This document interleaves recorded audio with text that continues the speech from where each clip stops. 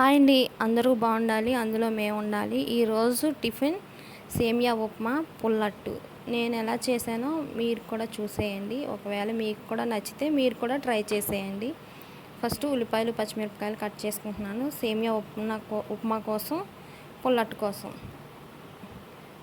ఉల్లిపాయలు కట్ చేసిన తర్వాత సేమియా ఉప్మా కోసం ఉల్లిపాయలు కట్ చేస్తున్నాను. ఉల్లిపాయలు కట్ చేసిన తర్వాత పుల్లట్టు అంటే ఏం లేదండి, దోసపిండి ఒక నైట్ ఈ రేపు టిఫిన్ వేసుకుంటా అనగా ముందు రోజు నైటే బయట పెట్టి ఉంచుకుంటే ఆ పిండి మొత్తం కొద్దిగా పుల్లగా అవుతుంది. అందులో ఉప్పు, కొద్దిగా పసుపు, పచ్చిశనగపప్పు, ఉల్లిపాయలు, పచ్చిమిరపకాయలు, కరివేపాకు, అల్లం ముక్కలు వేసి బాగా కలిపి పెట్టుకోండి. జీలకర్ర కూడా వేసుకొని కలిపి పెట్టుకొని దోశ అట్టు అంటే పలచగా కాకుండా కొద్దిగా మందంగా వేసి మూత పెట్టి బాగా ఉడికించుకోవాలి, కాలనివ్వాలి. చూపిస్తాను. ఉల్లిపాయలు పచ్చిమిరపకాయలు కట్ చేసాను చూడండి. కలిపి పక్కన పెట్టుకుంటాను. పక్కన పెట్టిన తర్వాత సేమియా ఉప్మా కోసం ఉల్లిపాయలు పచ్చిమిరపకాయలు కట్ చేసుకున్నాను. అల్లం ముక్కలు కూడా వేసుకుంటున్నాను. క్యారెట్ కూడా ఉంటే క్యారెట్ కూడా వేసుకోండి, టేస్ట్ చాలా బాగుంటుంది.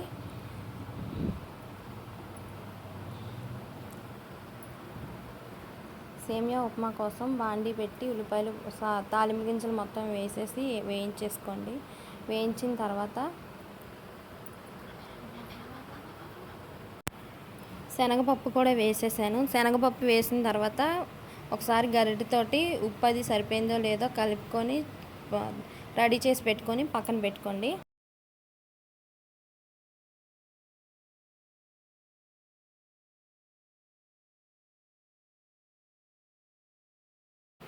సేమియా ఉప్మా కోసం బాండీ పెట్టుకొని ఆయిల్ పోసుకొని తాలింపు గింజలు, ఆవాలు, పచ్చెనగపప్పు, జీలకర్ర, మినప్పప్పు, కరివేపాకు వేసి బాగా వేయించుకోండి. వేయించుకున్న తర్వాత ఉల్లిపాయలు పచ్చిమిరపకాయలు అల్లం ముక్కలు కూడా వేసి వేయించేసుకోండి. ఉంటే క్యారెట్ కూడా వేసుకోండి, బాగుంటుంది. ఉల్లిపాయలు పచ్చిమిరపకాయలు కూడా వేయించేసుకున్నాను చూడండి. నేను వేయించేసుకొని ఎంత సేమియా అయితే వేసుకుంటున్నామో దానికి తగ్గట్టు వాటర్ పోసుకోండి. వాటర్ పోసుకున్న తర్వాత ఇప్పుడు నేను మూత పెట్టి తగినంత ఉప్పు వేసి మూత పెట్టి పక్కన పెట్టేస్తాను. పక్కన పెట్టేసి ఇప్పుడు దోశ కోసం దోశ వేయటానికి రెడీ చేసుకుంటున్నాను. దోశ వేసి చూపిస్తాను చూడండి. పలచగా వేయకూడదు, ఇది ఉల్లిపాయ ముక్కలు అయ్యి ఉంటాయి కదా, అయినా పలచగా తిప్పాలన్నా కూడా రాదులేండి. వేసిన వెంటనే చూసారా, అది బాగా పులిసింది కాబట్టి దోశ మొత్తం ఎలా వచ్చిందో. చుట్టూ ఆయిల్ పోసుకొని మళ్ళీ మూత పెట్టుకున్నానండి. దోశకి బాగా అది కొద్ది మందంగా ఉంటుంది కాబట్టి లోపల అంతా పప్పులు వేసాం కదా, అవి మొత్తం బాగా ఉడకాలి. లోపల సేమియా వేసి కలుపుకుంటున్నాను. ఇది కూడా మూత పెట్టేసుకొని ఈసారి దోశ తిరగేసుకొని వద్దాం. దోశ కూడా అయ్యింది చూడండి. పుల్లట్టు టేస్ట్ చాలా బాగుంటుంది. పులుపు ఇష్టం లేకపోతే మామూలు దోశ పిండిలో కూడా ఇవన్నీ వేసుకోండి, బాగుంటుంది.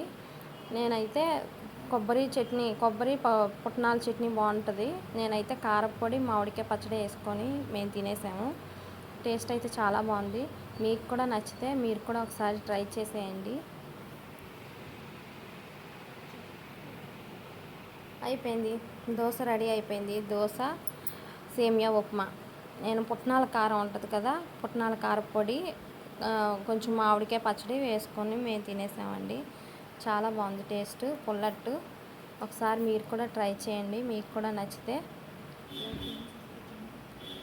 లైక్ చేయండి, సబ్స్క్రైబ్ చేయండి. Thank you.